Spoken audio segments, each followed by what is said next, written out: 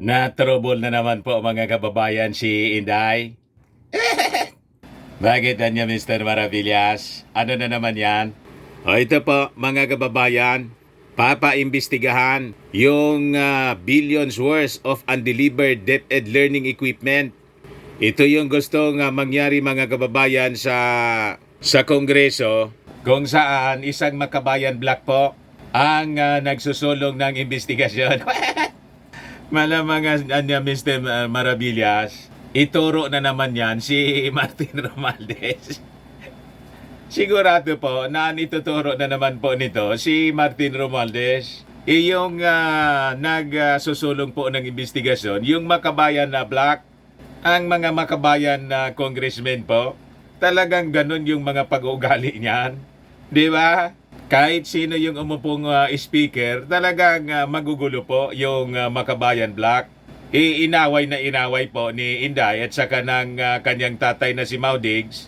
Kaya siyempre ayaw silang tigilan ngayon.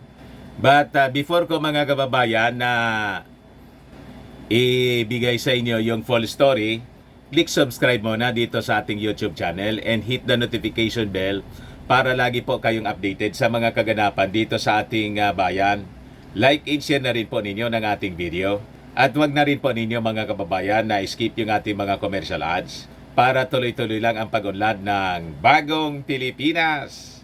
Sa mga naghanap pala ng malinis and spacious fitness gym, punta lang po kayo sa aming Colossal Fitness Gym. We also offer Grab car rental with our brand new 2023 model ng Toyota Innova. We also accept booking for those who are planning to travel via PAL, Cebu Pacific and other airline companies, local and international, and bills payment for Meralco bills, PLDT, etc. Ang Colossal Fitness Gym is located at 3rd floor, Security Bank Building, Landco Business Park, Legazpi City, Albay. For inquiries, look for Jilon Maravillas. Contact number 0966-802-0949.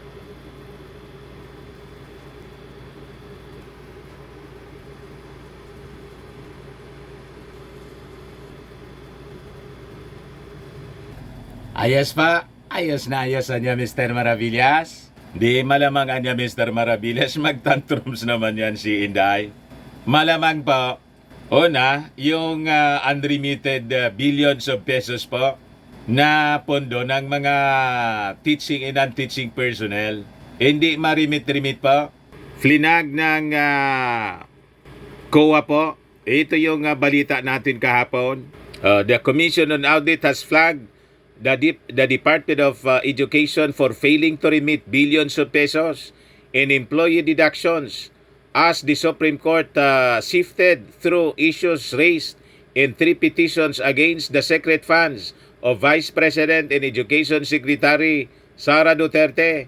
Sa kabaga, yung Supreme Court, mga kababayan, dinidinig na yung 3 petitions filed against Inday in relation po doon sa 125 million pesos na confidential funds na ginastos ni Inday for 11 days. Ngayon, flinag naman po yung DepEd si Inday dahil sa unremitted na mga pondo. Ayan po, according to its 2022 audit report, the unremitted funds consisted of 4.47 billion pesos in premium contributions in loan amortizations that had already been deducted from the salaries of DepEd employees. Sakit ng ulo ngayon po ni Inday. Pagkatapos ito po yung latest ngayon tungkol naman sa sinasabing undelivered billions of learning equipment. Ayan po, House probe sought over billions worth of undelivered DepEd learning equipment. Makabayan na lawmakers have urged the House of Representatives to investigate the billions worth of learning equipment that the Department of Education has failed to deliver to students due to an ongoing tussle with a previously contracted logistic firm. O ngayon pa lang po, final yung resolution po. House Resolution number 1516. calls attention to the billions worth of school furniture and science and math equipment sitting unused in warehouses owned by logistic firm Transpac Cargo Logistics Incorporated, allegedly due to DepEd's unsettled warehouse fees. Billion-billion po mga kababayan yung pondo na inapprove ng Kongreso para sa DepEd. Yung warehouse fees, hindi ma-settle po. Ganon mga kababayan. Kaya ito, may resolution na po na final para imbestigahan ng Kongreso. Magwawala na naman yan si Inday, Mr. Maravillas. Malamang mga kababayan, at ituturo po si Martin Romualdez ang sisisihin po. Sasabihin, inaaway siya. So sabi dyan sa balita, this comes after a December 3 Rappler report that found DepEd has filed a civil case to retrieve or regain the possession of the goods that Transpac has reportedly been holding hostage. The report detailed that DepEd has refused to pay warehouse fees to Transpac due to the firm's failure to distribute the learning equipment, the exact worth of which has yet to be revealed by the department.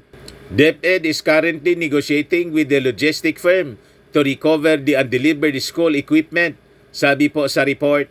You see, ang daming problema mga kababayan sa DepEd si Inday. Other than yung mahinang performance ng ating mga mag-aaral, paano hindi umina yung performance ng ating mga mag-aaral, yung mga learning equipments, hindi man po ma-deliver. Pero si Inday po, may time pa sa politika, sa pakikipag-away sa mga congressmen, lalo na po kay Martin, na kung saan hindi man nga po siya inaaway. Di ba? So sabi dyan sa balita, in August, the Commission on Audit flagged the department for its failure to distribute some 1.2 billion pesos worth of science and mathematics equipment and millions worth of tools and equipment used by technical vocational students. Among others, around 1 billion pesos worth of school furniture was also reportedly not picked up from the 3 suppliers, racking up 11 million pesos in warehousing fees. Inefficient po yung pagpatakbo sa DepEd ngayon. So sabi po ni House Deputy Minority Leader Representative Franz Castro, ACT Teachers, na the findings niya of the Rappler report should prompt an investigation from the lower house, given that previous audit reports show that DepEd's deal with Transpac has resulted in boxes of unused and undelivered school supplies. This is public money, and this incident should not happen again.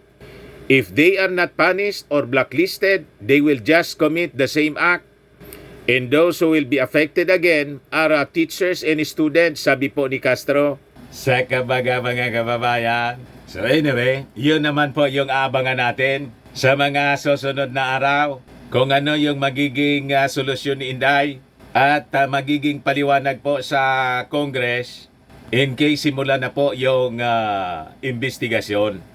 Ayan man lang po mga kababayan, baka lang gusto ninyo po itong itry. Firmax Firming and Lifting Cream, pinapahid po sa mga pulses in affected area. Mainam po sa paninigas ng mga kaso-kasuan. Ito naman po, Automax Radiant Serum. Sa mukha naman yung application. Anti-aging po siya. You will look 10 years younger than your age. Sa mga cancer patients naman po, baka lang gusto ninyo itong itry. Ningxia Red Mix Fruit Drink. Hindi man po siya gamot, food supplement siya. Kaya lang, gawa siya mga kababayan sa goji berry. Yung goji berry may anti-cancer properties. Ayos pa? O yung mga inquiries ninyo, dumiritso na lang kayo sa aming messenger sa Facebook para masagot namin agad. Ako po si Dante Maravillas. Bye-bye po. God bless.